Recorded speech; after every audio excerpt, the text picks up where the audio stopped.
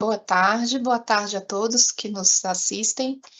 Esse é mais um webinar da Gerência Geral de Toxicologia, com o objetivo de apresentar o Guia de Mutagenicidade para Avaliação de Ingredientes Ativos de Agrotóxicos. Eu me chamo Adriana Torres, eu estou como gerente de monitoramento e avaliação do risco da Gerência Geral de Toxicologia da Anvisa. E nós somos aqui responsáveis, dentro da regulação de agrotóxicos, pela avaliação dos impactos à saúde decorrente do uso dessas substâncias. Vale sempre lembrar que a regulação de agrotóxicos, ela envolve 3 órgãos federais, não só a Anvisa, mas também o Ministério do Meio Ambiente, por meio do IBAMA, para avaliação dos impactos ambientais, e também o Ministério da Agricultura, que avalia a eficiência desses produtos, e é o órgão que concede o registro. A Anvisa, por sua vez, ela tem essa atribuição, então, de avaliação dos impactos à saúde decorrentes do uso dessas substâncias e realiza a avaliação desses produtos tanto para fins de registro, como também para fins de pós-registro dessas substâncias e também no processo de reavaliação toxicológica, que é o momento em que se revisa a permanência do ingrediente ativo de agrotóxico no país, em decorrência de algum risco inaceitável identificado ao longo desse processo. Esse webinar, então, ele será apresentado pela coordenação de reavaliação, né, vinculada aqui à gerência de monitoramento e avaliação do risco. As servidoras que vão apresentar a Maria Augusta e a Larissa, né, a Maria Augusta como coordenadora da coordenação de reavaliação e a Larissa que é a nossa especialista no tema. Então, uma ótima tarde, agradeço a participação de todos e passo a palavra, então, para a Maria Augusta. Muito obrigada.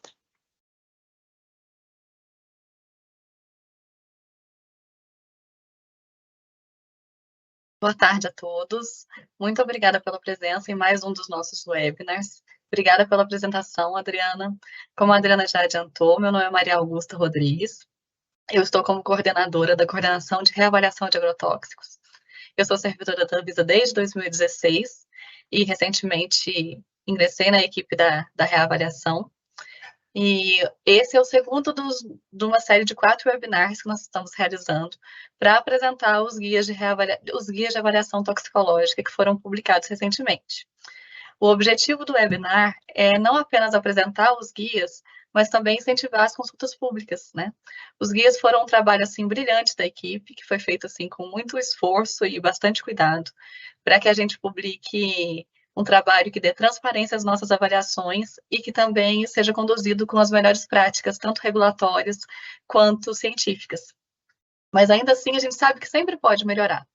Por isso, o guia é um instrumento normativo que é recomendatório, e uma vez que ele é publicado, ele entra em vigor, mas ele ainda assim fica em consulta pública por um período. Os nossos 4 guias estão em consulta pública até abril de 2024, e todos os presentes, todos os interessados podem até lá fazer suas contribuições para que a gente consiga melhorar o texto, né? Hoje, quem vai apresentar o guia é a Larissa Muratori, servidora da CREAV, especialista da Anvisa desde 2014. A Larissa é farmacêutica, é mestre em biologia molecular e ela foi uma das pessoas que mais trabalhou nesse guia, por isso está aqui para compartilhar, né, esses principais pontos que vão ser destacados aqui hoje. Ao final, 2 avisos importantes. Essa apresentação ela fica gravada, então se alguém não puder assistir até o final hoje, ou alguém que não puder, não pôde entrar e vocês conhecem, podem dizer para ficar tranquilos, porque as gravações são todas disponibilizadas lá na página de webinars da Anvisa. E a gente vai abrir ao final para as perguntas. Só que vocês não precisam esperar até o final da apresentação para fazer as suas perguntas. Elas podem ser inseridas no chat a qualquer momento, e aí, ao final, a gente seleciona as perguntas que serão respondidas ou pela Larissa ou por qualquer integrante da equipe que está aqui presente. E as perguntas que a gente não tiver tempo ou não conseguir responder hoje, elas serão todas publicadas também no documento final, que é elaborado com as perguntas e respostas do webinar. Então, a gente espera que assim a gente consiga sanar a maior parte das dúvidas de vocês sobre o guia de hoje. Com isso, eu passo a palavra para a Larissa e desejo um ótimo webinar para todos nós.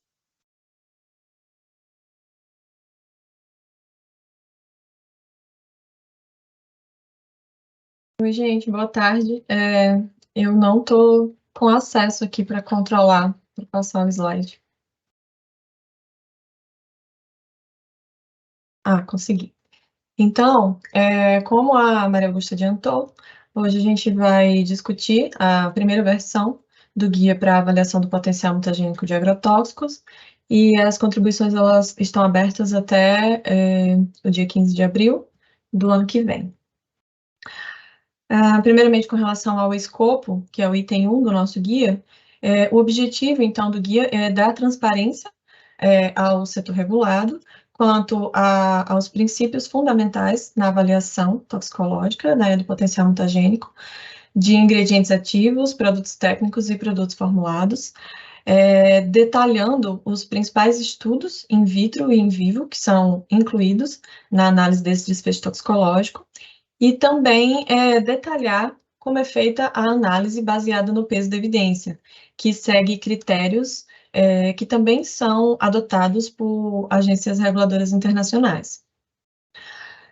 Então, especificamente com relação aos produtos novos, a previsão na RDC 294 de 2019 dos estudos de mutagenicidade que precisam ser apresentados para a tomada de decisão. E essa decisão, ela, então, é tomada com base nesses estudos, nesse pacote de dados do dossiê toxicológico, que são fornecidos pela empresa detentora do registro, mas também há a possibilidade de tomada de decisão com a ausência de algum desses documentos, se houver uma justificativa técnica bem embasada cientificamente, e também há a previsão de exigência de estudos adicionais para atualizar o dossiê toxicológico ou complementar alguma informação que seja julgada como necessária. Com relação à reavaliação, a previsão do processo de reavaliação já é na RDC 221, de 2018, e a decisão do processo de reavaliação toxicológica de ingredientes ativos, ela é feita com base nos dados disponíveis no momento da análise. Então, o guia também traz esse detalhamento, traz essa especificidade de que para um processo de reavaliação, nenhum dado é considerado uma exigência. Na verdade, todas as informações, no momento que o edital de reavaliação ele é publicado, todas as empresas registrantes, as empresas detentoras de registro de produtos técnicos e formulados, à base daquele ingrediente ativo em reavaliação, elas devem aportar, protocolar na Anvisa, todos os estudos, tanto regulatórios quanto da literatura, que investigam, que são úteis para a investigação do potencial mutagênico. Agora, falando brevemente na introdução, que seria o item 2 do guia, é importante a gente fazer uma distinção entre os conceitos de genotoxicidade e de mutagenicidade. Primeiramente, com relação à genotoxicidade, ela é um termo mais amplo, que se refere a todos os danos, na verdade, se refere à capacidade de uma substância, de um composto químico, interagir com o DNA ou com o aparato que regula o genoma celular e levar a um dano nesse DNA. Então, eu trouxe essa imagem que ela mostra que um dano inicial que ocorre aqui, ele pode levar a célula a dois caminhos principais. Esse dano ele pode ser reparado com sucesso, então essa célula ela iria sobreviver e continuar com sua função normalmente, ou esse dano ele pode não ser reparado adequadamente e essa célula, então, ela segue para um processo de morte celular, por apoptose ou necrose, ou ainda ela pode sobreviver e levar esse dano, essa alteração no DNA para as suas células filhas. E eu trouxe essa imagem para ilustrar que os eventos genotóxicos, os ensaios genotóxicos, eles mensuram eventos que não são necessariamente transmissíveis de célula a célula ou de geração a geração, porque são eventos que ocorrem nesse ponto bem inicial aqui dessa imagem. Então, pode ocorrer um dano ao DNA, mas a célula tem a capacidade de reparar esse dano e aí isso não iria ocasionar uma mutação. Aqui tem dois exemplos de ensaios regulatórios que são utilizados para a investigação da genotoxicidade, que é a síntese não programada de DNA, e quebras de fitas de DNA. Então, por essa razão,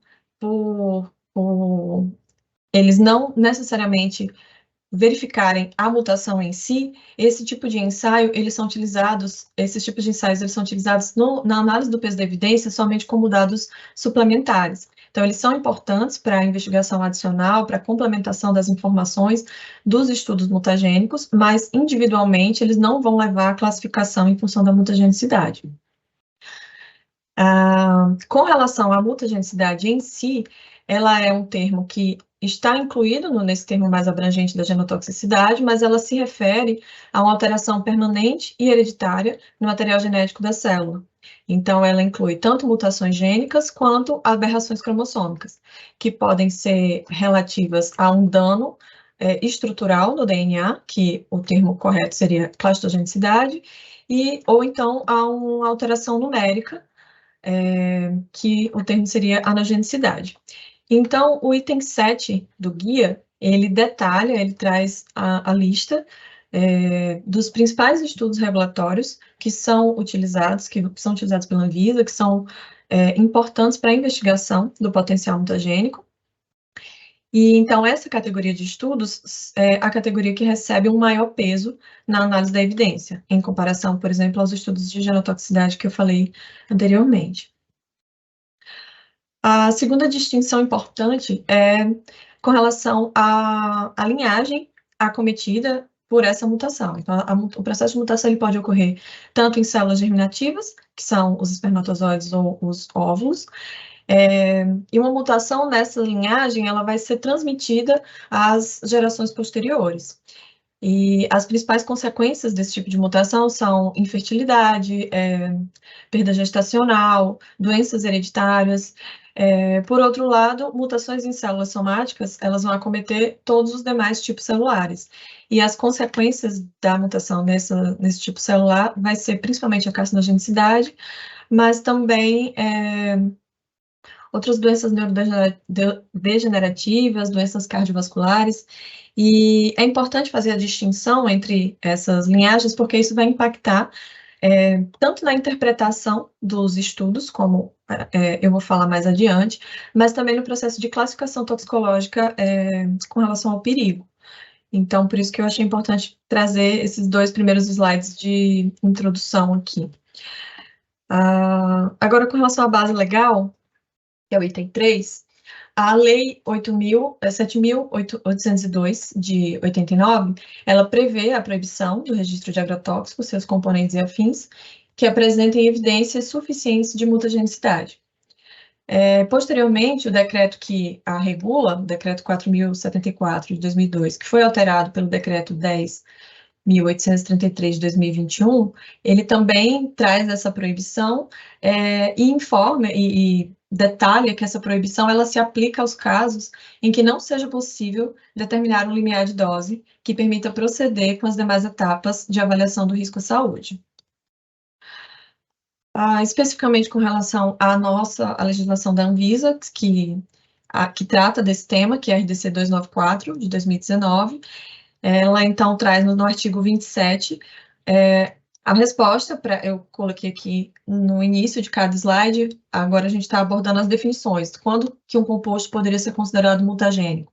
Então, o artigo 27, ele fala que, para um produto ser considerado mutagênico, ele teria que causar mutações em células germinativas de seres humanos, ou se houver evidências suficientes, com base no peso da evidência, sobre o potencial mutagênico do produto, a partir das quais se presume que tal produto causa mutações em células germinativas de seres humanos. O parágrafo único, ele destaca que um produto que seja mutagênico em células somáticas, ele também vai ser considerado mutagênico em células germinativas, a menos que seja apresentada evidência suficiente demonstrando que ele não induz mutações em células germinativas de mamíferos. Isso vai ser mais bem aprofundado, mais bem detalhado quando a gente falar especificamente de cada estudo. Então, agora a gente vai entrar na estratégia de avaliação. A gente já viu quando que um composto seria considerado mutagênico, e agora a gente vai ver como que a gente pode avaliar esse potencial mutagênico.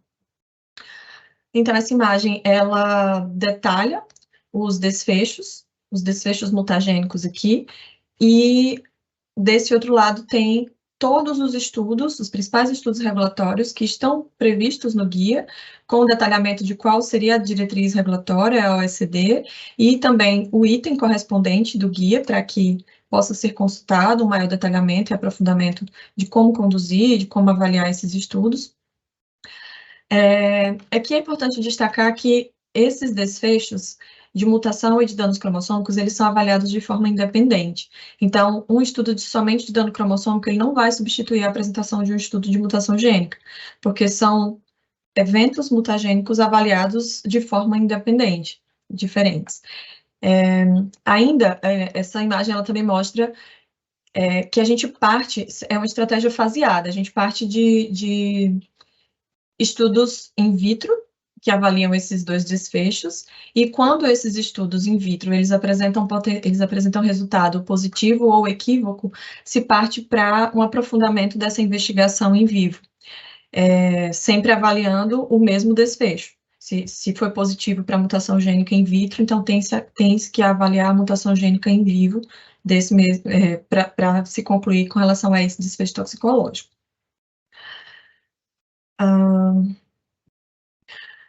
Agora, a estratégia especificamente com relação para o produto técnico, que está prevista no anexo 1.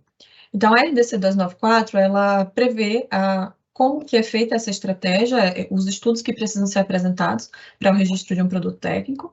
Então, em amarelo, a gente tem esses ensaios que são requeridos no dossiê toxicológico. A gente vê aqui que, nesse primeiro momento, somente a mutação gênica in vitro seria suficiente para análise, porém, se esse ensaio ele apresentar um resultado positivo ou equívoco, é necessário que seja aprofundada essa investigação para esse mesmo desfecho em vivo. A mesma coisa, o mesmo racional vale para o produto formulado, que a lista de estudos está prevista no anexo 2. Então, para produto formulado, num primeiro momento é requerido mutação gênica e danos cromossômicos em vivo, e caso esses ensaios apresentem resultado positivo ou equívoco, essa investigação é aprofundada em vivo. Também, novamente, para o mesmo desfecho que teve resultado positivo ou equívoco in vitro. Já para o processo de reavaliação, como eu falei lá no slide inicial, nenhum estudo é considerado obrigatório. Então, o que a gente faz nesse processo é avaliar todas as evidências disponíveis. E isso tanto in vitro quanto in vivo para cada um desses desfechos separadamente. E aí a gente vai pesar essas evidências, considerando que evidências in vitro têm um menor peso que as evidências in vivo, e outras particularidades que eu vou falar mais adiante, mas o mais importante é que nesse processo de reavaliação, todos os dados disponíveis no momento da análise, eles são considerados nessa análise de peso da evidência. Então, como falado antes, o parágrafo único do artigo 27, ele prevê que se um composto ele é considerado mutagênico em células somáticas, ele também vai ser considerado mutagênico em células germinativas. Isso vale para os três. Então, se numa avaliação de um produto técnico, produto formulado ou de um ingrediente ativo na reavaliação, alguns dos estudos em vivo foi positivo em células somáticas, eu vou considerar que esse mesmo desfecho, ele também ocorre em células germinativas.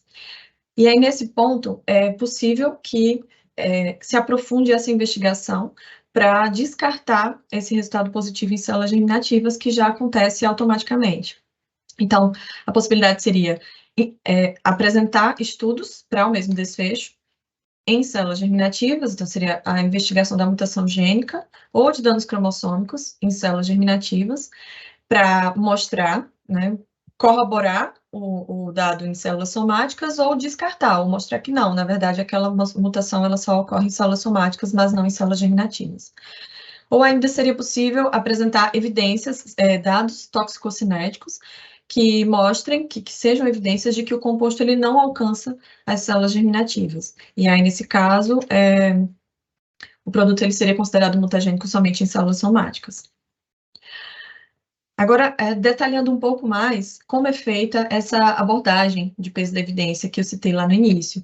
Ela é um processo estruturado para a interpretação dos dados toxicológicos no contexto de todas as informações disponíveis. Então, ela é feita em 3 etapas. No primeiro momento, a gente agrupa todas as evidências disponíveis em linhas semelhantes.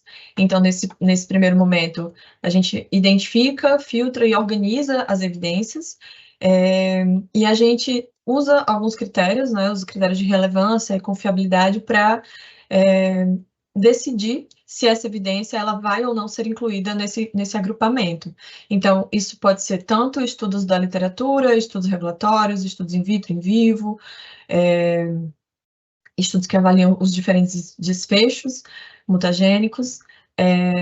Num segundo momento, a gente vai, depois de agrupadas em linhas de evidência, a gente vai analisar cada evidência individualmente. Então, a gente vai atribuir uma força a essas evidências que a gente incluiu. E a RDC, ela traz o conceito, a definição de força da evidência, que seria o grau de confiabilidade do resultado de um experimento, com base na significância estatística e biológica, e em seu delineamento experimental. Então, a terceira etapa é integrar essas evidências, interpretar todas as informações disponíveis de forma conjunta, para se alcançar uma conclusão. Essa abordagem, ela se embasa em 3 princípios fundamentais para se concluir se essas evidências combinadas, elas são suficientes para responder a uma pergunta. Então, os princípios são confiabilidade. Confiabilidade se refere a quão corretas estão aquelas informações, aqueles dados fornecidos por determinado estudo. Então, ela está relacionada à exatidão e precisão, e isso depende do delineamento experimental, significância estatística e biológica. O segundo princípio seria a relevância, que está associada à contribuição fornecida por determinada linha de evidência para responder a uma dada pergunta.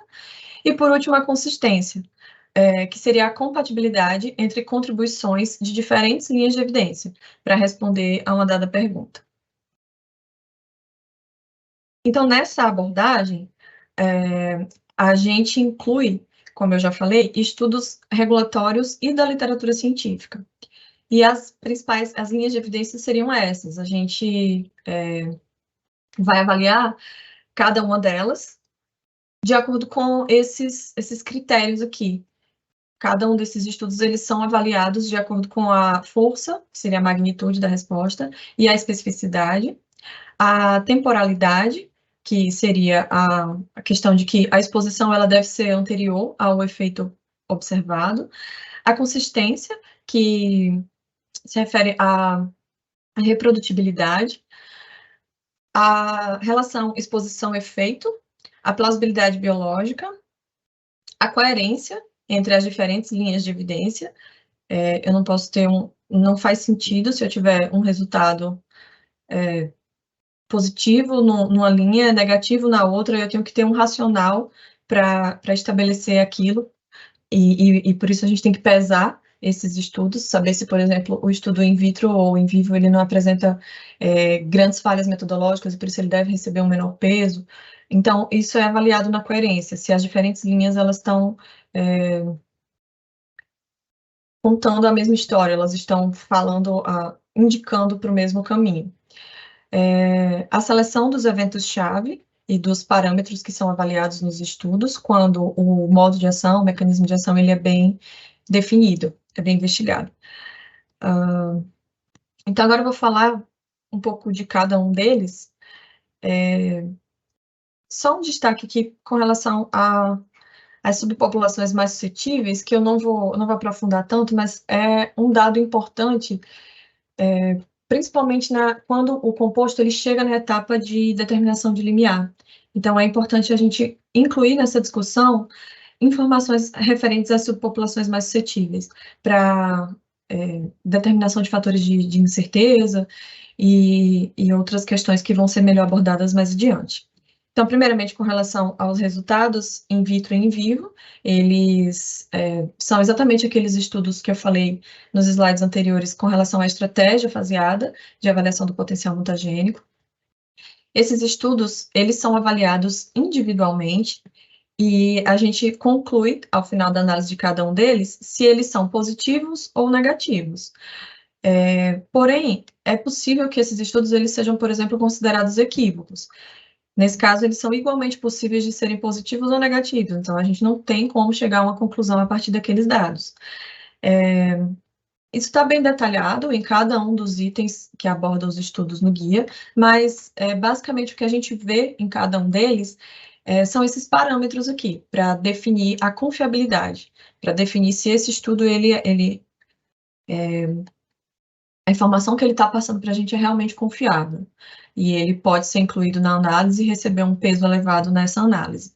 Então, os parâmetros são o controle histórico, a qualidade do controle histórico e concorrente, se a via de administração selecionada é a mais adequada, a mais relevante para a exposição humana, se ocorre toxicidade sistêmica ou citotoxicidade, por exemplo, no estudo in vitro, se foi observada significância estatística, se o regime de doses, o número de doses administradas ou a faixa de concentração, se ela está adequada, se a linhagem e a espécie animal empregadas foram também as mais adequadas, e se ocorreu exposição pela janela mais sensível, pelo período mais adequado, sempre de acordo com o que está previsto nas diretrizes regulatórias.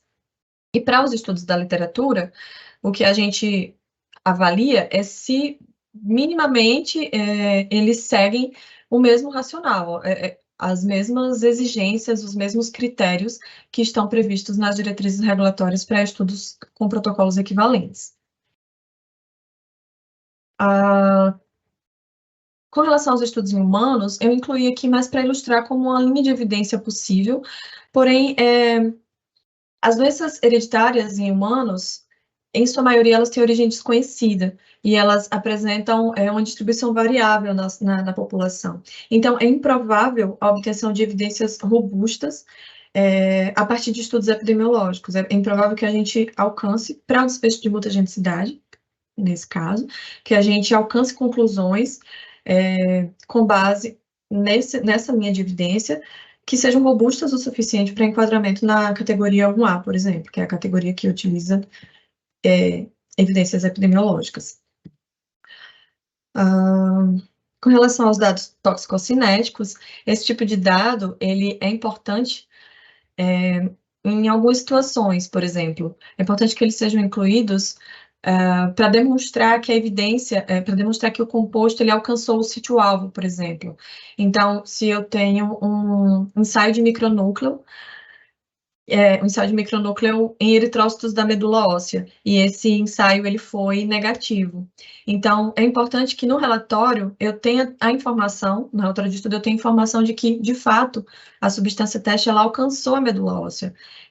As células da medula óssea elas foram realmente expostas àquele composto em análise. E para isso, os dados toxicocinéticos vão ser muito úteis. Eles podem mostrar que o animal foi exposto, ocorreu exposição sistêmica, então sim, a medula óssea foi exposta, e mesmo assim o resultado foi negativo, então isso nos dá confiança de que aquele resultado negativo, ele é real.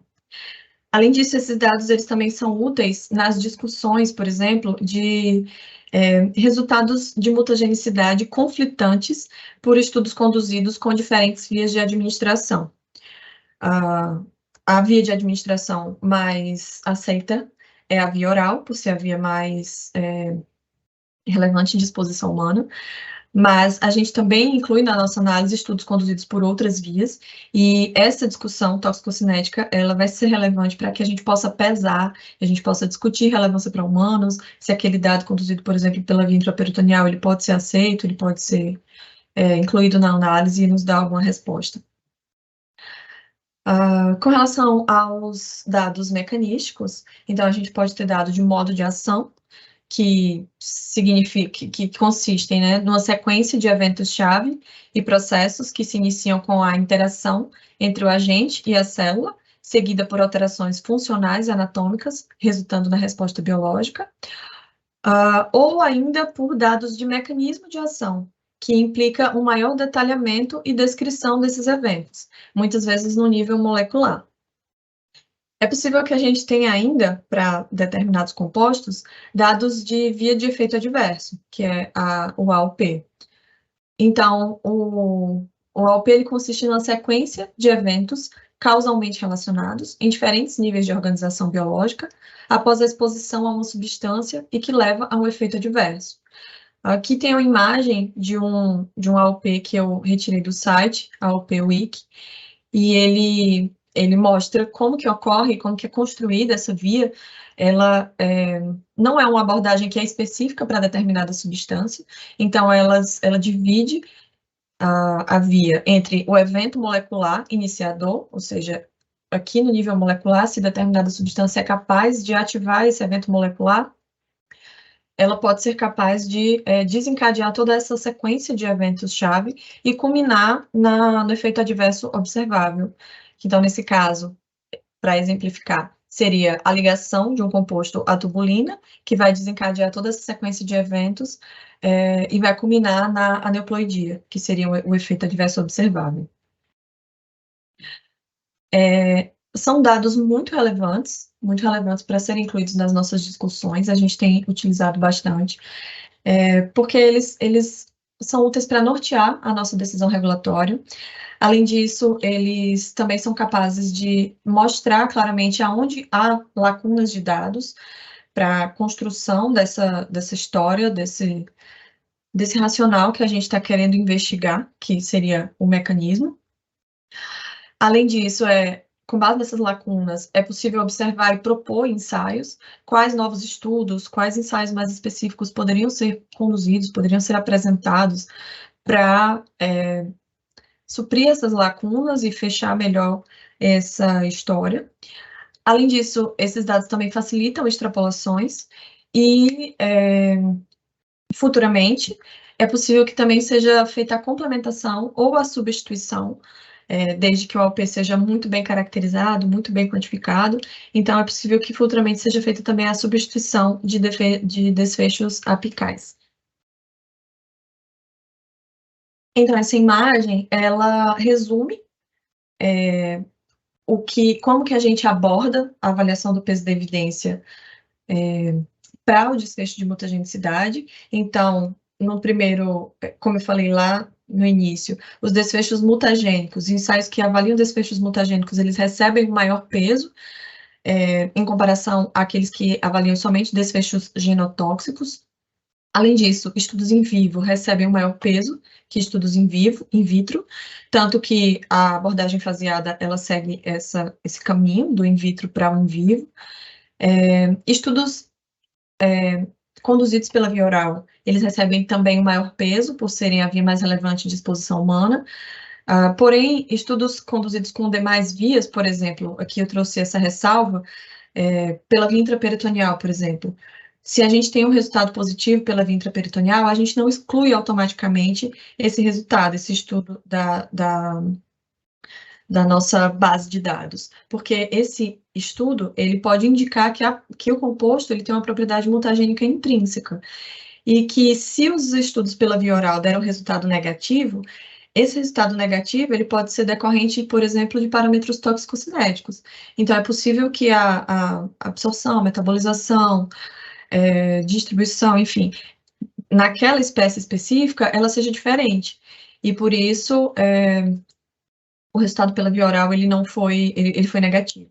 Então, apesar dos estudos pela via intraperitoneal, eles receberem um menor peso, eles não são automaticamente descartados da análise. E o que a gente faz é, então, aprofundar a investigação, passar a olhar dados toxicocinéticos, como eu falei no outro slide atrás, para que a gente possa chegar a alguma conclusão sobre isso, saber se de fato a gente pode considerar negativo, qual seria mais relevante para humanos, e essa discussão então é aprofundada nesse caminho, nesse sentido. E por fim, os estudos em células germinativas, eles também recebem um maior peso em comparação às células somáticas, isso com relação à classificação toxicológica. Então, o item 6 do guia, ele prevê que é possível utilizar avaliações toxicológicas de autoridades internacionais para se alcançar uma conclusão pela Anvisa. Porém, aqui é importante a gente considerar que nem todas as agências internacionais, elas seguem a mesma abordagem para avaliação da mutagenicidade. Então, para algumas delas, por exemplo, os desfechos mutagênicos, eles são considerados um potencial evento-chave de um modo de ação relacionado a outros desfechos. Então, é um mecanismo que vai induzir, que vai levar a carcinogenicidade ou a toxicidade para o desenvolvimento, por exemplo. E já para outras agências, que é a mesma ideia, o mesmo entendimento seguido pela Anvisa, a mutagenicidade ela é considerada um desfecho regulatório propriamente dito. Então, aqui, mais detalhadamente, a gente sabe que a Europa, as avaliações conduzidas pela Europa, elas têm um maior alinhamento em relação à avaliação conduzida pela Anvisa, porque, para eles têm o mesmo entendimento que a mutagenicidade seria um desfecho regulatório, e inclusive como um desfecho proibitivo de registro. Já para as agências australiana, canadense e americana, por exemplo, a mutagenicidade ela é um mecanismo. E essa diferença no entendimento também vai impactar na diferença da análise, porque muitas vezes o que a gente observa na prática é que a análise conduzida por essas três agências, ela não é tão aprofundada quanto a análise que a gente precisa fazer aqui, já que a gente precisa concluir se é ou não é proibitivo. Então, elas nem sempre avaliam um mesmo estudo com o mesmo grau de profundidade, ou nem sempre avaliam a mesma quantidade de estudos. Porque o objetivo dessa avaliação é diferente da gente, da nossa análise para deles. Por exemplo, a agência canadense e a agência americana, eles, quando um composto é considerado mutagênico, eles não aprofundam tanto porque eles já fazem avaliação de risco linear para carcinogenicidade. Então, eles desconsideram esses efeitos mutagênicos mais sutis que antecedem os efeitos de carcinogenicidade.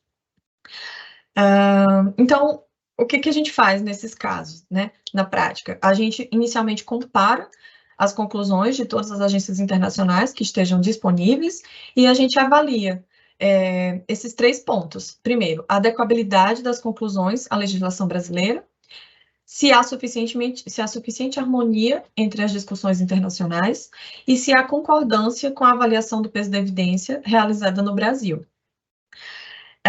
Se a gente observar esses 3 pontos e concluir que estão ok, que são aceitáveis, então a gente pode concluir exclusivamente com base nas discussões internacionais. Então, a gente não vai para os estudos regulatórios propriamente ditos, a gente utiliza os relatórios das agências para alcançar uma conclusão. Por outro lado, se a gente observa que há discordâncias entre as autoridades e superficialidade na discussão, discrepâncias no modo de avaliação em relação à Anvisa, diferenças na quantidade de estudos incluídos nas análises, ou existência de novas evidências, por exemplo, no caso da reavaliação, o período em que um composto é reavaliado por uma agência pode ser diferente do que é reavaliado para a Anvisa, por exemplo. Então, quando a gente pega os relatórios das agências, eles podem ter 5 anos ou mais. Então, em 5 anos, muitos estudos já podem ter sido gerados, inclusive da literatura. Então, é importante que essas novas evidências, elas sejam incluídas na análise, porque, justamente para atualizar essa análise. Então, nesse caso, é feita uma avaliação mais aprofundada pela Anvisa. A gente vai diretamente nos estudos e faz essa avaliação para se alcançar a conclusão.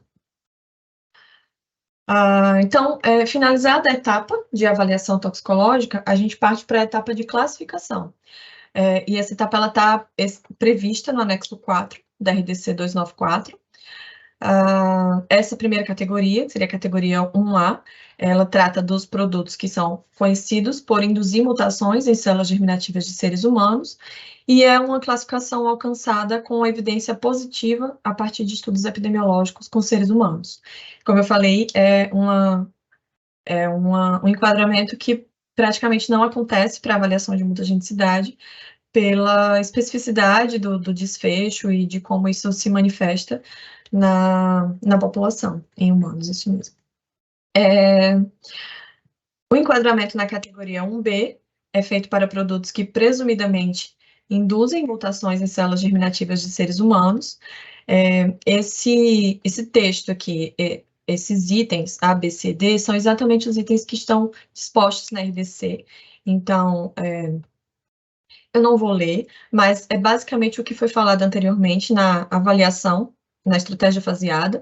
Então, se eu tenho um produto que ele é positivo em células somáticas, e eu tenho evidências de que é possível, ele tem o potencial de alcançar células germinativas, então ele vai ser enquadrado nessa categoria.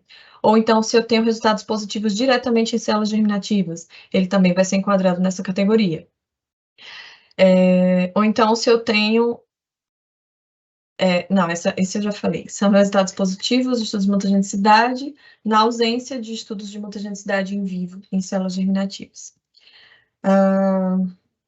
Para a categoria 2, então, ela seria destinada para produtos que mostram indicação de causar efeitos genotóxicos, mas sem evidência de causar mutagenicidade em células germinativas. Então, iria se enquadrar nessa categoria produtos que apresentem resultados positivos de mutagenicidade em vivo em células somáticas de mamíferos, em combinação com resultados negativos de mutagenicidade em células germinativas em vivo, ou resultados positivos de estudos de genotoxicidade não mutagênicos, ou seja, genotoxicidade são aqueles estudos que recebem um menor peso, e por isso ficaria nessa categoria, mas que são estudos suportados por resultados positivos de mutagenicidade in vitro. E o terceiro critério seria para resultados positivos em estudos in vitro de mutagenicidade em células de mamíferos, em combinação com evidência de relação estruturatividade da substância teste com mutágenos conhecidos em células germinativas. Então, se o produto ele não se enquadra em nenhum desses 3 critérios, ele não vai ser classificado. Então, aqui seriam os que ficariam na categoria 2, e se ele não se enquadrar em nenhum desses, ele vai ser não classificado em função da mutagenicidade. Aqui eu trouxe um resumo para deixar mais claro como a gente integra essa estratégia faseada dos estudos de mutagenicidade que eu falei inicialmente com as categorias de perigo para a classificação toxicológica. Então, aqui especificamente para os desfechos de mutação gênica, inicialmente ela é avaliada in vitro, então se eu tenho resultados negativos para células bacterianas e células somáticas, in vitro, então esse produto ele não vai ser classificado. Porém, se for positivo para os dois ou para um dos dois, essa investigação ela é aprofundada para células somáticas em vivo. Então, nesse ponto, se o resultado for negativo, ela continua sendo não classificada. Porém, se o resultado for positivo, ela passa a ser classificada na categoria 1B. Como a gente considera que resultados positivos em células somáticas também são positivos em células germinativas, a análise ela pode parar aqui e aí o produto é classificado na 1B, ou é possível que se tenha evidências ainda mais aprofundadas, ou seja, em células germinativas, em vivo, e aí essas evidências elas serão avaliadas. Se o resultado for negativo, o produto, então, ele cai da categoria 1B para a categoria 2, porque ele teria resultado positivo somente em células somáticas. Porém, se esse resultado positivo se mantiver em células germinativas, ele continua com a sua classificação na categoria 1B. Agora, com relação ao desfecho de aberração cromossômica. Então, ele tem algumas particularidades que diferem da mutação gênica, porque a aberração cromossômica ela pode ser decorrente tanto de clastogenicidade, que seria um evento de quebra do DNA, seria o dano ao DNA, quanto de aneugenicidade, que seria um evento decorrente de falha na segregação cromossômica. Então, seria um erro de separação que levaria a uma alteração cromossômica numérica. Essa imagem aqui, ela mostra o ensaio de micronúcleo, que é um ensaio importante, que ele investiga a aberração cromossômica. Porém, a formação do micronúcleo, ela pode ser decorrente de qualquer um desses dois eventos. Então, para diferenciar qual seria o evento que estaria induzindo o micronúcleo, é importante que seja feito ensaio adicional, como a marcação centromérica, por exemplo. Então, nesse exemplo aqui, nessa imagem da clastogenicidade, a gente vê a formação de um micronúcleo que não possui centrômero. Então, ele se no ensaio de micronúcleo eu observo pela marcação centromérica que os micronúcleos não têm centrômero, ele vai ser um indicativo de clastogenicidade. Mas se o micronúcleo apresentar cromossomos com centrômero, então isso é um evento indicativo de aneugenicidade. E por que isso é tão relevante? Porque nessa estratégia faseada, a gente precisa que o protocolo do estudo, ele detecte exatamente aquele evento. Então, falando aqui na prática, a investigação inicia também em células somáticas in vitro. Então, se é negativo para aneugênese e para clastogênese, então ele não é classificado. Porém, se for positivo para qualquer um dos dois, ele passa para a etapa posterior de investigação em vivo. Na investigação em vivo, se ele for negativo, ele não é classificado. Porém, se ele for positivo para qualquer um dos dois, ele vai ser classificado na categoria 1B. E aí vem o ponto que eu falei do desenho experimental. Se o ensaio in vitro indica que está acontecendo aberração cromossômica, ou seja, foi obtido um resultado positivo no ensaio histogenético que mostra que está acontecendo clastogenicidade. Então, quando eu partir para a etapa in vivo, é preciso que o meu ensaio ele seja adequado para a verificação desse mesmo desfecho, para que eu siga o racional de investigação e que eu realmente confirme ou não que aqueles desfechos estão não ocorrendo. Então, nesse ponto, segue o mesmo racional do que já foi falado para a mutação gênica, por exemplo. Se foi um B em células somáticas, eu já posso automaticamente considerar um B para células germinativas. Ou é possível que eu tenha evidências diretamente em células germinativas e essas evidências elas vão ser avaliadas. E aí, se for negativo, a classificação, ela cai de 1B para 2, ou se for positivo, também em células germinativas, essa classificação, ela se mantém na categoria 1B. Então, após a etapa de classificação toxicológica, o artigo 33 da RDC 294, ele prevê que o pedido de avaliação toxicológica, ele vai ser indeferido quando as etapas de identificação do perigo e de avaliação dose-resposta indicarem evidências suficientes para os produtos serem categorizados como conhecidos ou presumidamente mutagênicos. Então, isso significa que os compostos que se enquadrarem na categoria 1B, porque são conhecidos ou presumidamente mutagênicos, e não for possível determinar um limiar de dose para esse desfecho de mutagenicidade, que permita proceder com as demais etapas da avaliação do risco, conforme critérios definidos em norma complementar. Então, agora a gente vai entrar nessa discussão de limiar de dose. A própria RDC, ela traz a definição do que seria esse limiar. Então, é uma dose abaixo da qual um efeito ele não é observado ou esperado, como está sendo indicado aqui na imagem. Então, aqui um resumo das etapas. Primeiramente, é feita a avaliação do potencial mutagênico com a abordagem de peso da evidência, que a gente já abordou. Posteriormente, a classificação toxicológica nas diferentes categorias de perigo, que também já foi falado. E aí segue para a avaliação dose-resposta. Então, se enquadrar na categoria 1B, essa avaliação dose-resposta ela vai ser aprofundada para se tentar definir um limiar de dose considerado seguro para a ocorrência desse desfecho. O que a gente tem para a mutagenicidade é que, para os desfechos de mutação gênica e de clastogenicidade, se presume a ocorrência de uma linearidade na resposta em baixas doses. Então, se um composto ele é classificado na 1B decorrente de mutação gênica ou de clastogenicidade, automaticamente a gente já presume que não há possibilidade de definição de um limiar de dose. E automaticamente, esse composto, então, ele não vai seguir para as próximas etapas. Não vai ser definido um limiar, não vai ser definido um ponto de partida, não serão definidas doses de referência, e ele vai ser enquadrado como um proibitivo de registro. Por outro lado, para compostos aneugênicos, o entendimento ele é diferente.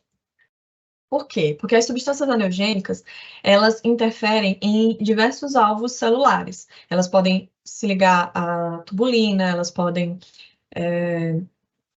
interagir com determinada proteína que regula o ciclo celular. Então, elas não atuam diretamente no DNA. E essa particularidade, ela faz com que a análise da aneogenicidade ela seja diferente, porque é necessário que um número crítico de sítios-alvos sejam afetados para a ocorrência do efeito adverso. Então, nessa avaliação, se entende que o composto, ele se liga a algum desses alvos celulares, vai desencadear esses eventos-chave e vai culminar na aneogenicidade. E devido a isso, o entendimento seria diferente do que eu falei anteriormente para a clastogenicidade e para a mutação gênica. Então, para avaliação desse limiar de aneogenicidade, a gente utiliza como embasamento um guia que a EFSA publicou, um guia de aneogenicidade que a EFSA publicou em 2021, onde ela esclarece quando e como estabelecer um limiar para aneogenicidade de forma genérica para os compostos químicos, não necessariamente para agrotóxicos. Isso porque, como eu falei inicialmente, o entendimento da EFSA é que agrotóxicos que são mutagênicos, eles se enquadram em proibitivos, então eles não podem ter registro. Porém, esse guia, ele traz essas abordagens de possibilidade de determinação de limiar para compostos químicos de modo geral. E a gente utilizou o entendimento como analogia para o que é feito para a Anvisa, nesses casos de determinação de limiar. Então, nesse guia, a EFSA ela traz 3 abordagens principais de possibilidades para a definição de limiar. Dessas 3, a gente considera que somente uma seria aceitável para o nosso caso, porque somente em uma delas, de fato, se alcançaria uma dose onde não se observa efeito, e essa dose poderia ser utilizada como ponto de partida para a definição de doses de referência. Então, nessa abordagem, que é a que a gente destaca no guia e é a que eu vou falar aqui, a EFSA ela traz que é possível determinar um limiar para uma substância com grande riqueza de dados. Isso significa, então, dose-resposta em vivo, bem caracterizada, tanto para a aneogenicidade quanto para outros desfechos toxicológicos. Então, o entendimento que a gente tem, a abordagem que a gente segue na Anvisa, é que para que a gente consiga determinar um limiar de aneogenicidade, é necessário que aquela substância ela tenha uma adequada determinação dose-resposta em células germinativas in vivo e que também haja uma caracterização mecanística bem detalhada. E assim a gente vai poder afirmar com segurança que um NOAEL, por exemplo, obtido no estudo em células germinativas in vivo, ele poderia ser considerado um limiar porque seria uma dose suficientemente protetiva para evitar a ocorrência do evento molecular iniciador, e dos eventos-chave associados àquele modo de ação. Então, o que a EFSA traz no guia e também o que é detalhado no nosso guia de mutagenicidade é que se essa dose sem resposta para a mutagenicidade, ela for menor do que a dose observada para os outros desfechos toxicológicos, ela então seria considerada o limiar e seria utilizada como ponto de partida para a derivação de doses de referência. Porém, se alguma dose de algum outro desfecho toxicológico for ficar abaixo da dose de mutagenicidade, essa outra dose seria considerada ponto de partida e ela iria ser considerada suficientemente protetiva para os efeitos aneogênicos que estão sendo observados. Então, o racional é esse. Então, nesse caso, a gente poderia, sim, definir um limiar, escolher um ponto de partida e derivar as doses de referência para que esse composto ele seguisse para as etapas posteriores de avaliação do risco. Porém, agora tem as questões.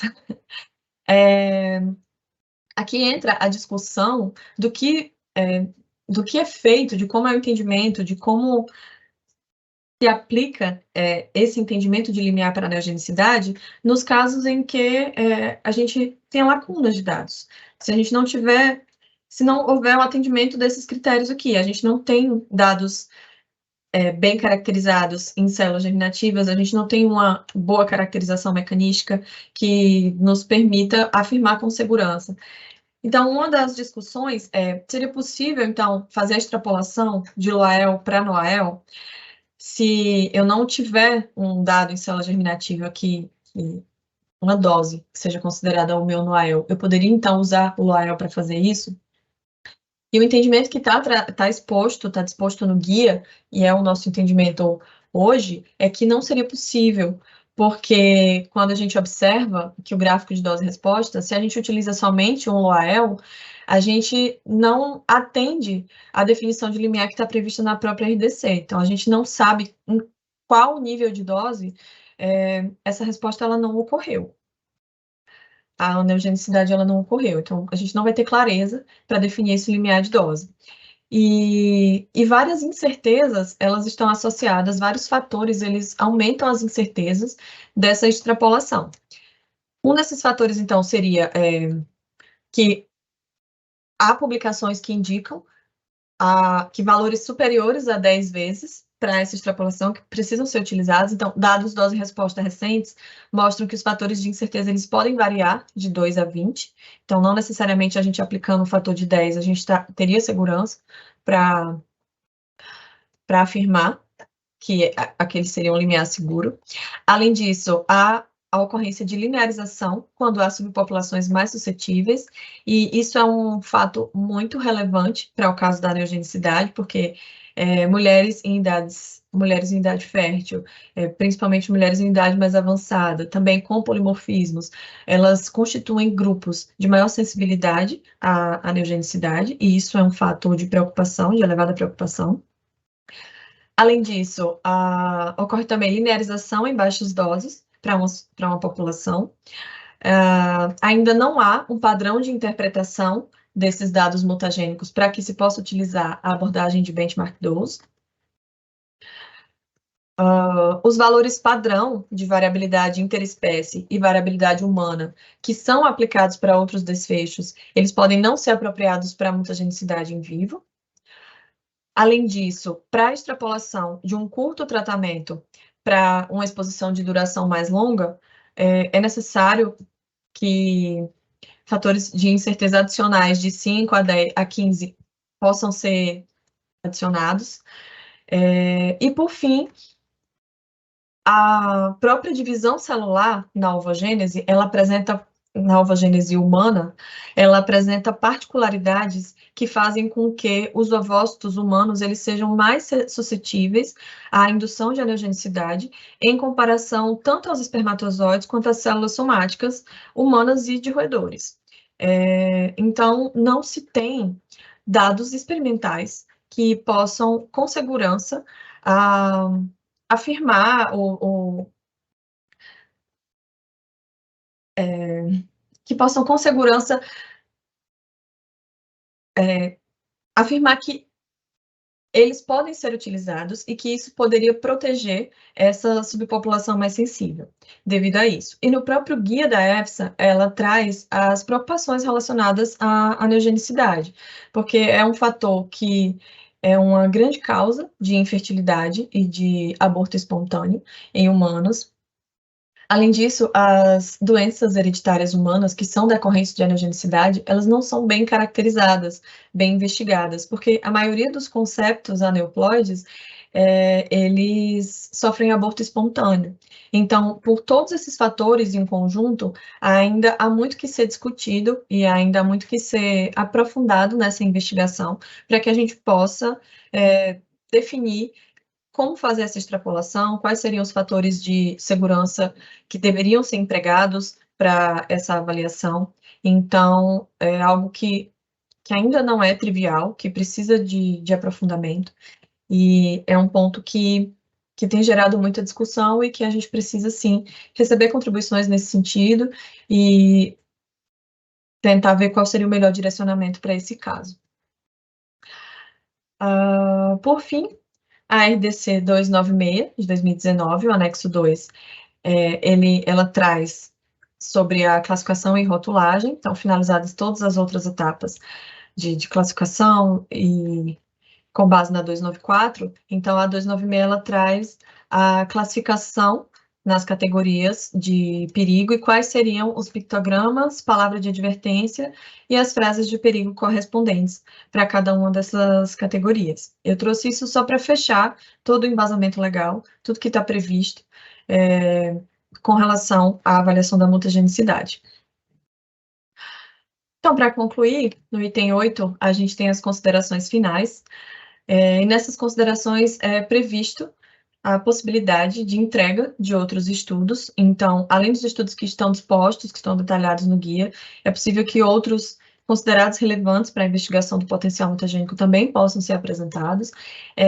Além disso, ensaios ou abordagens avaliativas alternativas, devidamente validadas e suficientemente robustas e aceitas internacionalmente no contexto regulatório, elas também podem fazer parte da avaliação.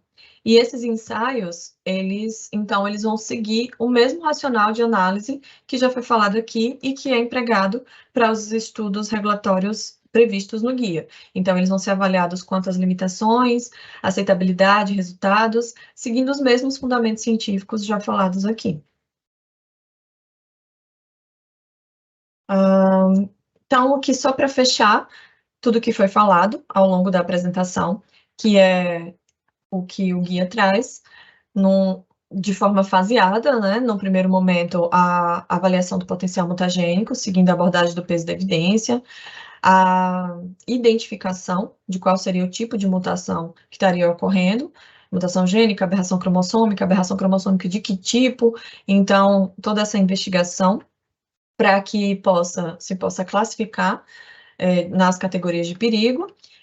Posteriormente, a discussão sobre a possibilidade ou não de definir um limiar de dose, para que se possa proceder para a etapa posterior, ou seja, selecionar um ponto de partida, derivar a dose de referência, utilizando os fatores de incerteza adequados, e finalizar com a avaliação do risco para as substâncias que consigam, que seja possível se alcançar essa etapa e se concluir dessa forma. Então, é isso. Obrigada, gente.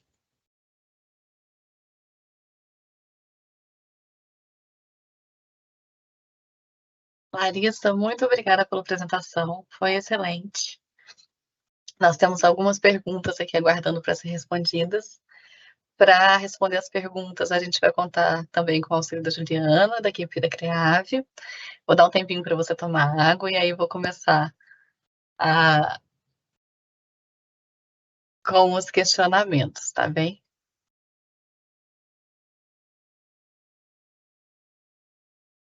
Então, a primeira pergunta é a seguinte. Vou fazendo as perguntas na ordem que elas foram adicionadas aqui no chat. Essa primeira pergunta, eu acho que ela foi... Você até falou dela na apresentação, mas ela foi feita antes de você mencionar. É possível, segundo apresentado, o estabelecimento de limiar de dose para produtos mutagênicos em células somáticas ou germinativas? Se esse é o caso, como estabelecer o limiar a partir de estudos in vitro? Então, eu realmente falei disso nos slides mais para o finalzinho da apresentação. Para que seja definido o limiar, o entendimento é que o limiar ele seria definido somente para os desfechos aneugênicos, como foi falado, porque os desfechos de mutação gênica e clastogenicidade já se presume uma linearidade em baixas doses, então automaticamente se entende que não há possibilidade de definir limiar. Mas para os desfechos aneugênicos, é necessário uma grande caracterização tanto da dose-resposta em células germinativas. Então, isso é relevante, porque é importante que essa investigação ela alcance esse nível, a gente tenha dados suficientes em células germinativas para chegar nessa discussão de limiar, e o entendimento é que não seria possível fazer isso somente com base em dados in vitro, porque é necessário que se tenha essa caracterização da avaliação dose-resposta e também uma caracterização ampla do modo de ação, de qual mecanismo, por qual mecanismo aquela substância ela está induzindo o efeito aneugênico. Eu não sei se, por acaso, a Juliana quer complementar.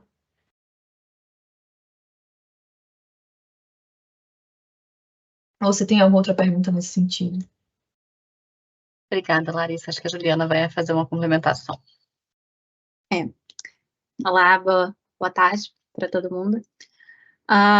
Bom, é o que a Larissa falou mesmo, né? Então, hoje a gente não vislumbra essa possibilidade de determinar limiar in vitro, mas a gente sabe que as discussões internacionais estão indo nesse sentido de tentar fazer uma derivação de estudos in vitro, e uma vez que isso é estabelecido internacionalmente e há critérios e há uma forma internacionalmente aceita de fazer isso, claro que a Anvisa também vai estar nessas discussões e vai, a partir de então, começar a aceitar também. Mas hoje não existe isso ainda. Existe iniciativa para que a gente consiga fazer essa derivação, mas ainda não está bem estabelecido. Então, a gente não pode utilizar de uma forma regulatória. Mas uma vez que isso venha a ser muito bem estabelecido, a gente também vai poder utilizar, né? Mas lembrando que ainda não é a realidade, e por isso não foi incluído no guia, né? Mas o guia, lembrando o último slide da Larissa,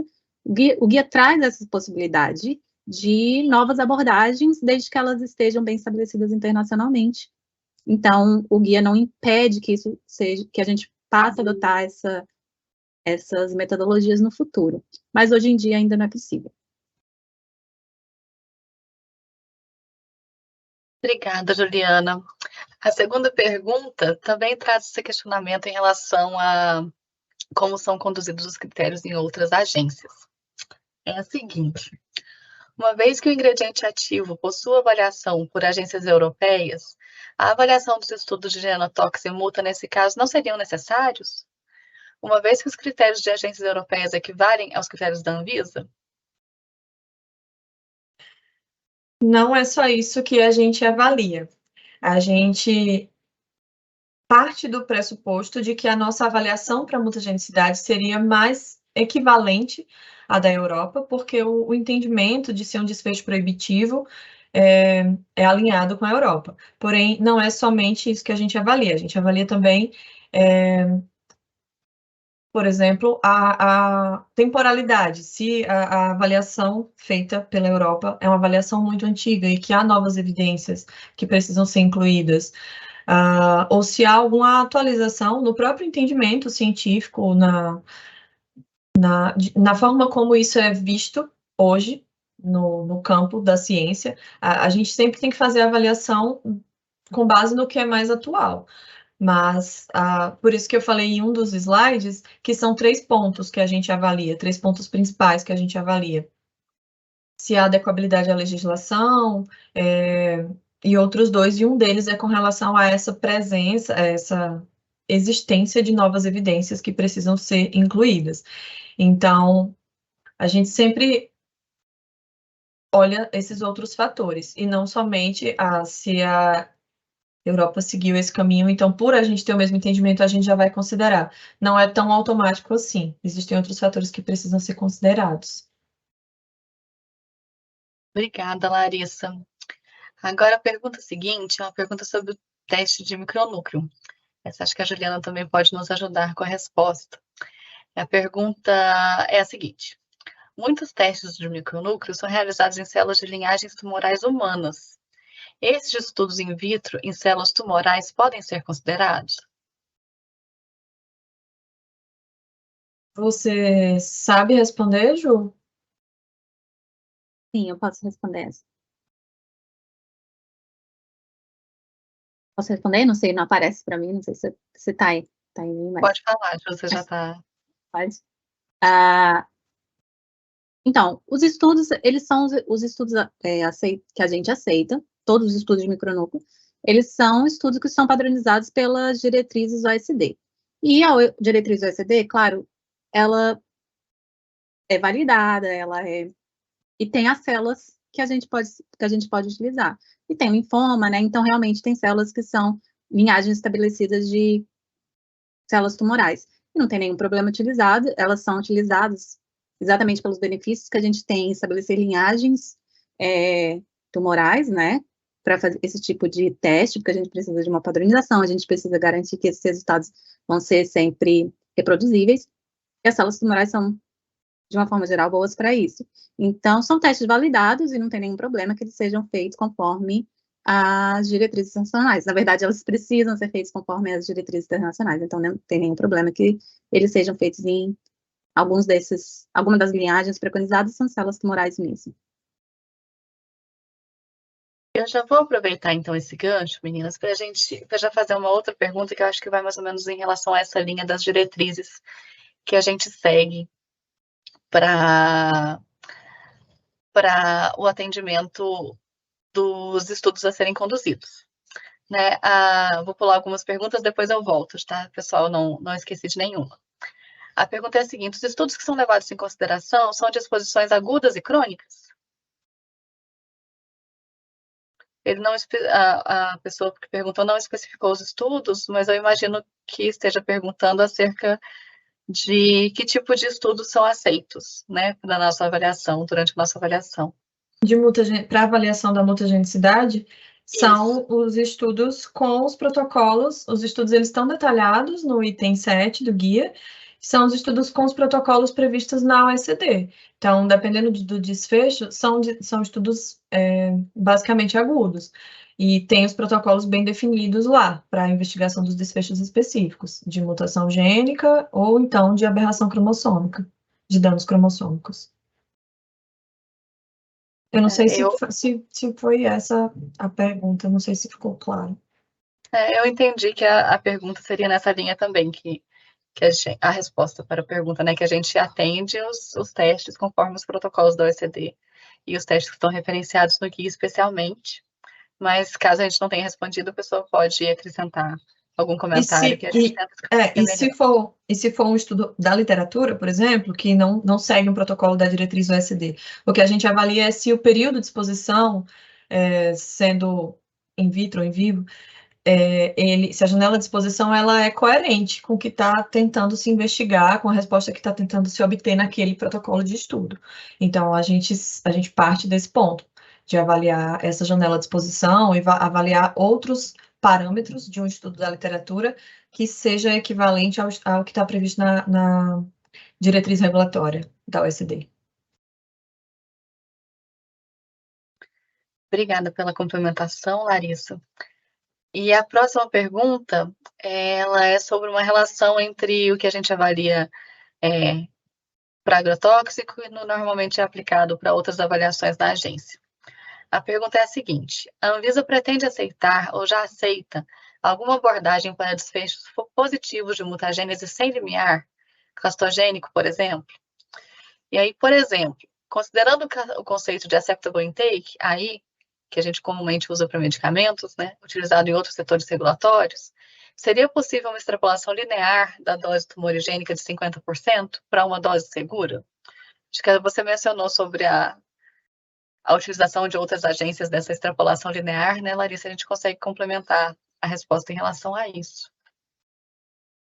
O que outras agências fazem, que a Ju vai até complementar, porque ela apresentou isso no webinar de Carcino, é que é feita a avaliação linear para o desfecho de carcinogenicidade. Porém, para esses eventos mutagênicos, que eu falei na apresentação, que seria mutação gênica e clastogenicidade, o que se entende é que ocorre a linearização em baixas doses e que, então, por ser um mecanismo, não seria possível definir um limiar de dose para esses dois. A previsão hoje é que o limiar seria possível se definir para neogenicidade. Mas esse é o entendimento hoje. Eu acho que a Ju vai querer complementar, e assim, é uma coisa que a gente tem discutido, inclusive na elaboração do guia de doses de referência, e é melhor a Ju respondendo.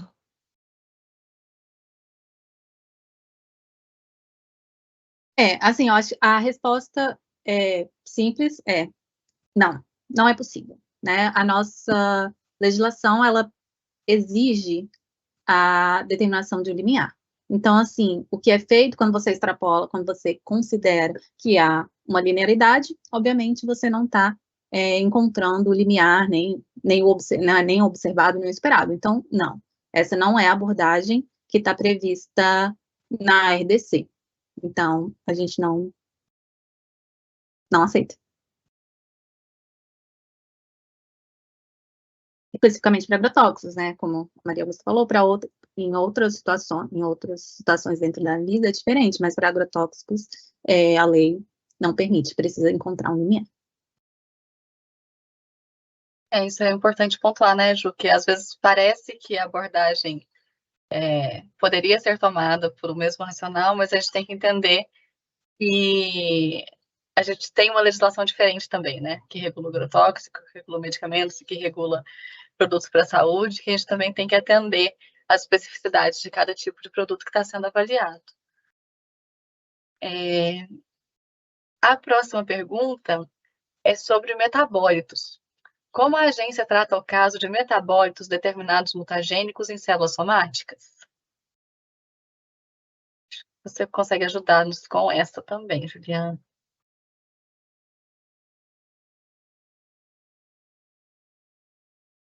Então, no caso de metabólitos, a gente segue a mesma ideia, por exemplo, é uma ideia muito semelhante ao que é feito para impurezas.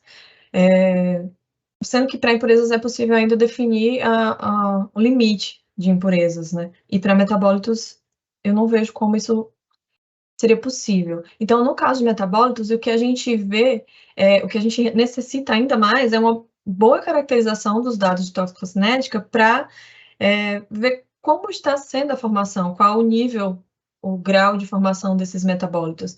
Também precisa ficar claro se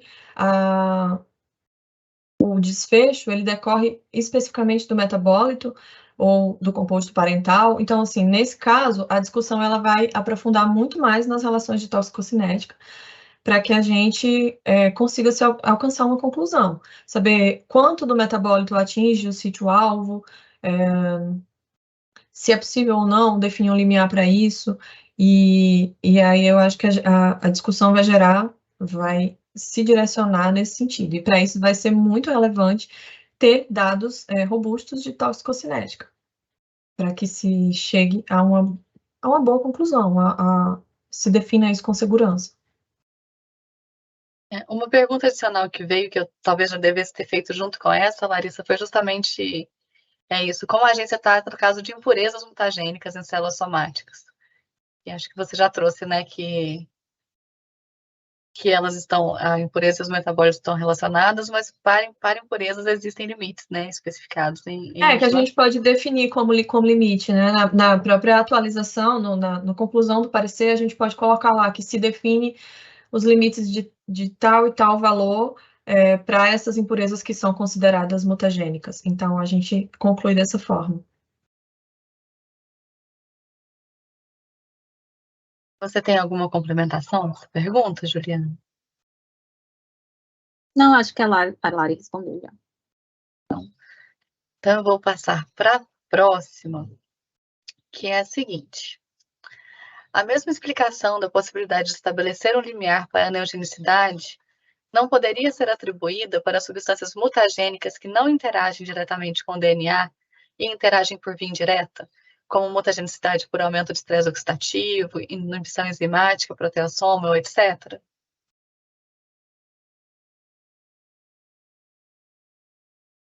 Então, eu entendo que sim, porque o que leva a esse entendimento da aneogenicidade e a possibilidade de definição de limiar seria aquela questão de sítios-alvo. Então, se houver um mecanismo onde a mutação ela ocorra por ligação aos sítios-alvo e seja possível identificar que há uma certa dose, um certo número de sítios-alvo que precisam ser acometidos para que o desfecho ocorra, isso é possível. Mas lembrando que no processo de mutação gênica, por exemplo, o efeito é diretamente no DNA. Vai ocorrer o efeito direto na molécula de DNA. Então, isso, por essa razão, o entendimento padrão, o entendimento automático é de que não seria possível.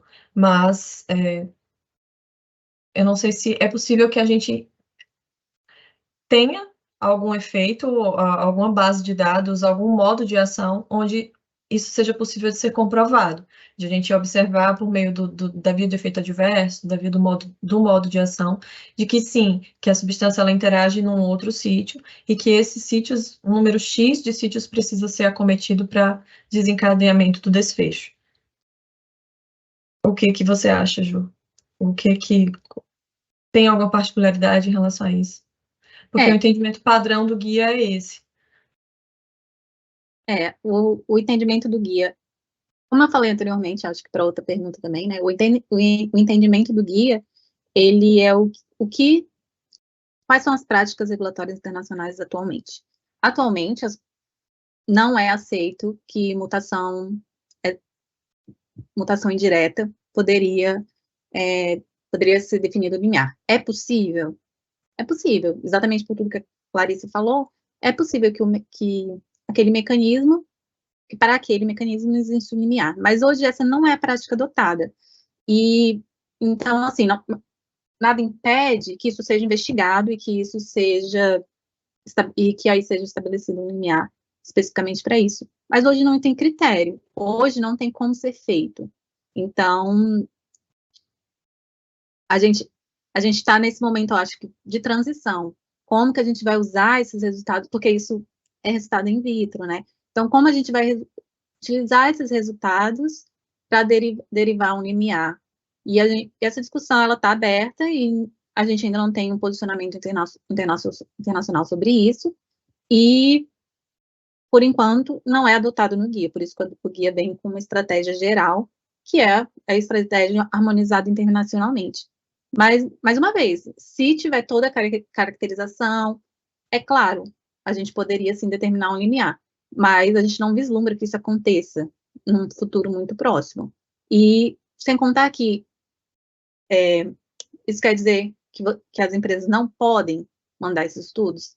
Não, elas podem mandar, mas a gente não tem critérios bem estabelecidos, nem mesmo internacionalmente. Então, pode ser que não seja possível determinar esse limiar. Então, assim, a gente, como a Anvisa, precisa tomar cuidado em relação a falar para vocês, pode sim, a gente vai aceitar, porque hoje não existe critério. Então, pode ser que vocês mandem todo um racional, mas esse racional não seja considerado suficiente, porque ainda não existe um bom embasamento aceito internacionalmente. Até para a própria aneugenicidade, que é algo que já está mais bem encaminhado nesse sentido, que tem inclusive o guia da EFSA com essa discussão, como eu falei, há uma série de incertezas e de lacunas que precisam ser respondidas para que esse limiar ele realmente seja bem caracterizado. Então, é um caminho, é uma possibilidade, mas que hoje não é feito. Então, obrigada, meninas. Eu já vou emendar com a próxima pergunta, que eu acho que está bem em linha com essa resposta, para a gente complementar. Que a pergunta é a seguinte: considerando todas as limitações apresentadas para estabelecimento de limiar de dose para produtos aneugênicos, quais estudos a Anvisa considera adequados para estabelecimento de limiar de dose? E antes de vocês responderem, eu queria só ressaltar isso, que muitas vezes não é possível estabelecer o limiar, né? Nem complementando com mais estudos. Então, às vezes, há uma expectativa em que a Anvisa diga esse estudo X vai determinar que a gente chegue no limiar. E nem sempre é possível, porque depende dos resultados e depende de uma série de mecanismos e eventos-chave moleculares que talvez não permitam a derivação de limiar. Então, a gente também tem que entender as limitações do conhecimento científico nesse sentido, né? Sim, e também não seria um único estudo, é um conjunto de estudos que vão compor a base de dados. O entendimento hoje é que seria um estudo com adequada caracterização dose-resposta em células germinativas em vivo, e esse estudo, então, ele teria que ter um delineamento adequado, todos aqueles fatores que eu falei para os estudos em vivo, todos aqueles parâmetros que são avaliados para que um estudo seja considerado confiável, receba uma força da evidência adequada, eles devem ser considerados. E principalmente o que eu frisei com relação ao desfecho. O estudo ele tem que avaliar o desfecho adequado, tem que ser bem caracterizado, bem delineado para nos dar a resposta que a gente realmente precisa. Além disso, é necessário que se tenha dados mecanísticos, para que essa caracterização ela seja mais bem adequada e que a gente tenha segurança de que realmente é aquilo que está acontecendo e que aquilo acontece naquele determinado nível de dose, mas não acontece num outro nível de dose que a gente poderia chamar de limiar. É basicamente isso, não é realmente uma decisão trivial, e é um ponto que está sendo discutido e que precisa avançar essa discussão. É um ponto que realmente vai ser muito importante a gente receber contribuições no guia, e é isso. É tudo que a gente pode falar para o momento atual, porque é o que a gente tem hoje.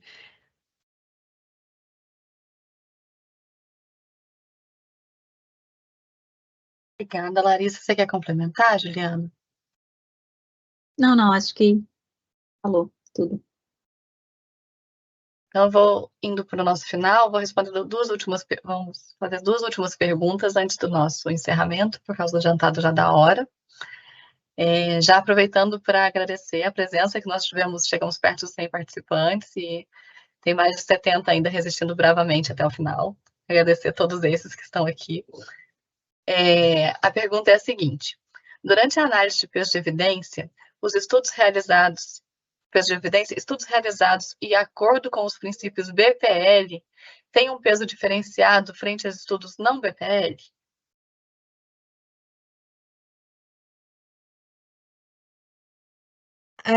O BPL, ele é um fator que a gente considera sim, mas não é um fator que a gente considera como o primordial. Então, a gente avalia aqueles outros parâmetros, aqueles outros critérios. E aí, esses outros critérios, eles em conjunto, eles são mais bem... Eles conseguem definir melhor como que a gente vai estabelecer esse peso. E que parâmetros são esses, por exemplo? Então, se eu tenho um estudo que ele apresenta os controles históricos, controle concorrente bem definidos, a metodologia muito bem descrita, a apresentação dos resultados, inclusive com os dados brutos, para que a gente possa fazer as nossas análises, uma análise estatística robusta. Então, todos esses parâmetros, eles são incluídos, eles são considerados na análise. Então, não somente o estudo ser BPL e o outro não ser BPL já não faz com que ele receba um maior peso que o outro. Várias outras questões, elas são consideradas nessa avaliação. Inclusive, volto a ressaltar os estudos da literatura, porque a gente pode atribuir um elevado peso a um estudo da literatura se ele atender a esses critérios. A questão do período de exposição, regime de doses, apresentar adequadamente os controles, a descrição da metodologia, da análise dos resultados, então tudo isso em conjunto é considerado para que a gente atribua um elevado nível de confiabilidade a um estudo.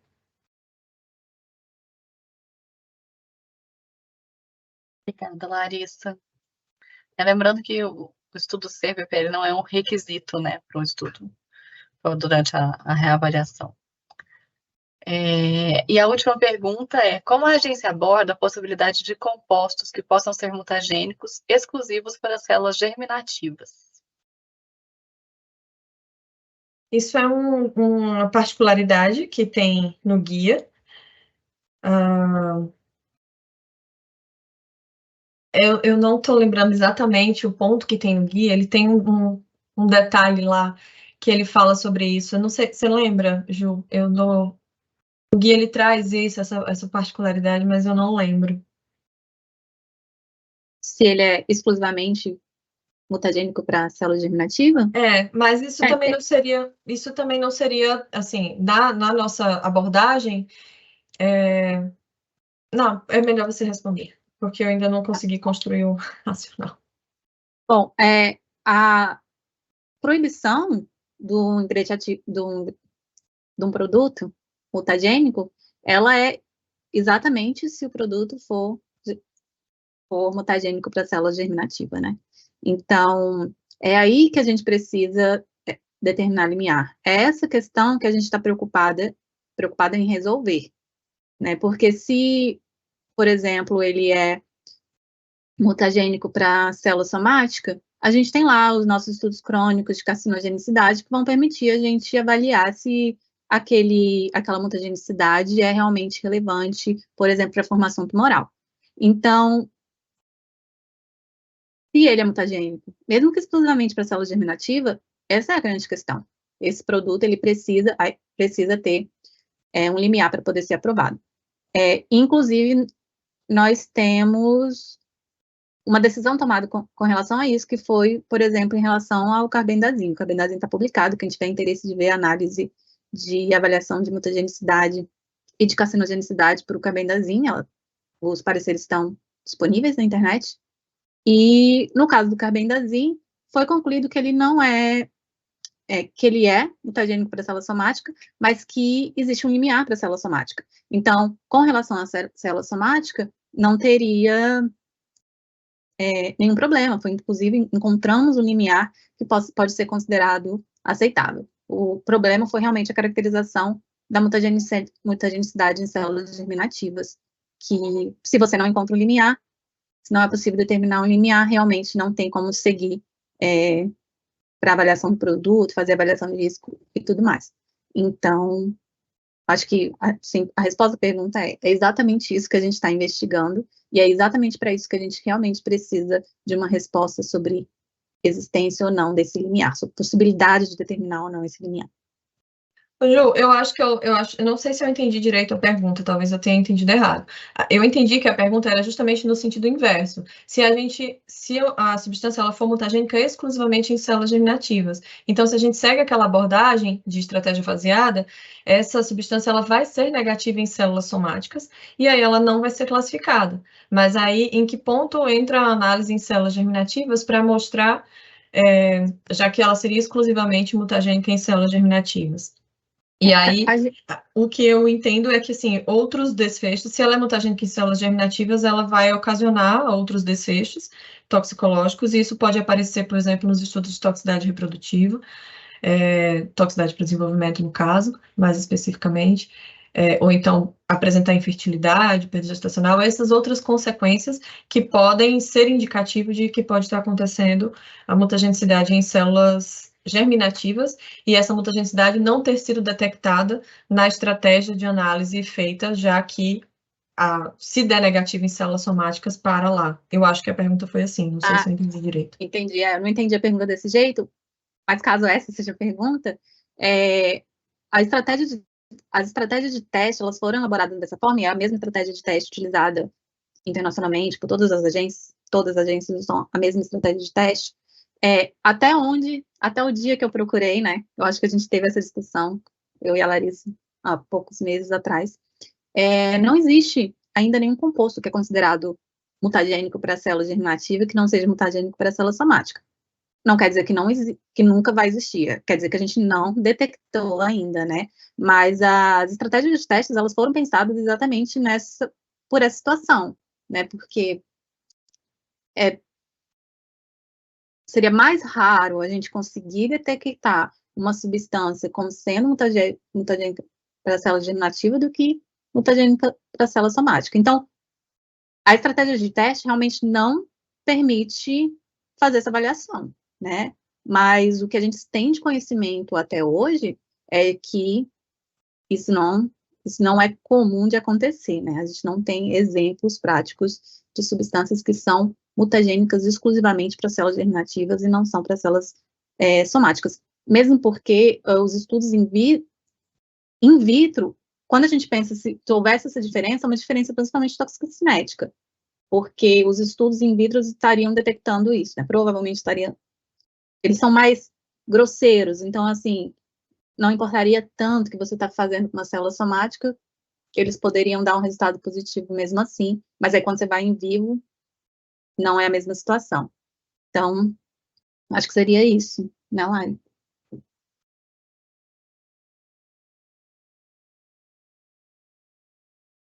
Muito obrigada. Acho que entraram 2 novas perguntinhas que a gente depois complementa e publica no Perguntas e Respostas, porque a gente já está passando um pouquinho do horário combinado. Agradeço imensamente a Larissa pela apresentação, foi excelente. A Juliana pelo auxílio nas respostas, e aproveito para reforçar o convite da Juliana para todos acessarem a página da reavaliação. Lá estão disponíveis todos os pareceres que já foram realizados e publicados. E reforçando também o convite para que vocês entrem na consulta pública dos guias e façam suas contribuições. Uma boa tarde a todos.